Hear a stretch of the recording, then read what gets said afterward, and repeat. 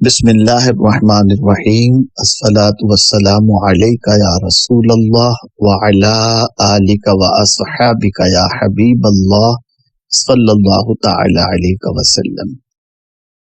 مسجد میں جو لوگ افطار کرتے ہیں وہ اس مسئلے کو اچھی طریقے سے ذہن میں رکھیں۔ اگر اس مسئلے کو ذہن میں رکھے بغیر اگر مسجد کے اندر افطار کیے تو گنہگار ہوں گے۔ مسئلہ دراصل یہ ہے کہ در مختار میں فرمایا گیا کہ مسجد میں کھانا پینا سونا معتکف اور مسافر کے سوا کسی کو جائز نہیں، لہذا جب کھانے پینے وغیرہ کا ارادہ ہو تو اعتکاف کی نیت کر کے مسجد میں جائے، کچھ ذکر و نماز کے بعد اب کھا پی سکتا ہے۔ اور بعضوں نے صرف معتکف کا استثناء کیا، یعنی انہوں نے مسافر کو بھی اس میں شامل نہیں کیا۔ لہذا اگر مسافر بھی مسجد کے اندر آتا ہے اور کھانا پینا چاہتا ہے تو اس کو بھی اعتکاف کی نیت کرنا ضروری ہے۔ بتانا مقصود یہ ہے کہ آج پوری دنیا کے اندر جہاں جہاں بھی مسجدوں میں افطار کا اہتمام ہوتا ہے، وہاں جانے والے مجھے نہیں معلوم کہ اعتکاف کی نیت کرتے ہیں یا نہیں کرتے۔ اگر اعتکاف کی نیت کرے بغیر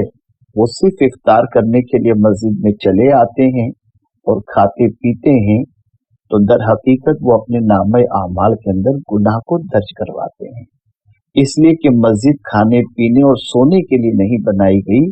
عبادت کے لیے بنائی گئی ہے۔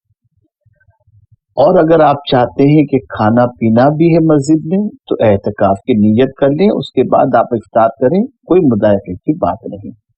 اب کس طریقے سے کریں تو اس کو اچھی طریقے سے سماعت فرما لیں۔ آقا کریم صلی اللہ تعالی علیہ وسلم نے ارشاد فرمایا، جب تم مسجد میں داخل ہوا کرو تو مجھ پر درود بھیجا کرو، اور جب مسجد سے نکلا کرو تب بھی مجھ پر درود بھیجا کرو۔ کیا ہی اچھا ہو اگر مسجد کے دروازے پر جو مسجد کے اندر داخل ہونے کی دعا جو آویزاں ہوتی ہے، لکھی ہوئی دعا، تو اس کے اندر اس چیز کو شامل کر کے اگر کوئی شروع کر دے اور ساری مسجدوں میں یہ اس طرح سے اگر دعا لگا دی جائے تو ان کو بہت اجر ملے گا۔ اور وہ اس طرح سے ہے، بسم اللہ والصلاۃ والسلام علی رسول اللہ، اللہم افتح لی ابواب رحمتک، نویت سنت الاعتکاف۔ اور اسی طرح سے جب مسجد سے باہر کوئی نکلتا ہو تو اس طرح سے پڑھے، بسم اللہ والصلاۃ والسلام علی رسول اللہ، اللہم انی اسألک من فضلک و برحمتک۔ میرے پیارے آقا صلی اللہ علیہ وسلم کے پیارے دیوانوں، خبردار خبردار خبردار، سنت اعتکاف کی نیت کیے بغیر مسجد میں ہرگز کھانا پینا نہ کریں ورنہ گنہگار ہوں گے۔ مجھے یہاں پر ایک واقعہ یاد آ رہا ہے، سرکار حضرت مفتی اعظم ہند علیہ رحمت و رضواں جو اعلیٰ حضرت عظیم البرکت امام عشق و محبت کے صاحبزادے تھے، وہ مسجد نبوی شریف میں ایک بزرگ کے ساتھ تشریف فرما تھے اور گرمی شدید تھی، تو اس زمانے کے اندر کولر وغیرہ نہیں ہوتے تھے، بیشتی ہوتے تھے جو مشک میں پانی لے کر کے جو ہے وہ لوگوں کو پلایا کرتے تھے۔ حضور مفتی اعظم ہند علیہ رحمت و رضوان کی خدمت میں وہ پانی لے کر کے حاضر ہوئے، تو حضور مفتی اعظم ہند علیہ رحمٰن نے پانی لے کر کے وہ مسجد کے باہر تشریف لے گئے، اور دوسرے جو بزرگ تھے انہوں نے مسجد ہی کے اندر پانی پی لیا۔ کچھ لوگوں کو تشویش محسوس ہو رہی تھی کہ انہوں نے پی لیا اور یہ پانی لے کر کے باہر تشریف لے گئے، تو حضور مفتی اعظم ہند علیہ رحمت و رضوان سے کسی نے پوچھا کہ انہوں نے تو پانی پی لیا اور آپ نے جو ہے وہ آپ پانی لے کر مسجد کے باہر تشریف لے گئے، تو حضور مفتی اعظم ہند علیہ رحمت و رضوان نے جواب میں ارشاد فرمایا کہ انہوں نے اعتکاف کی نیت کر لی تھی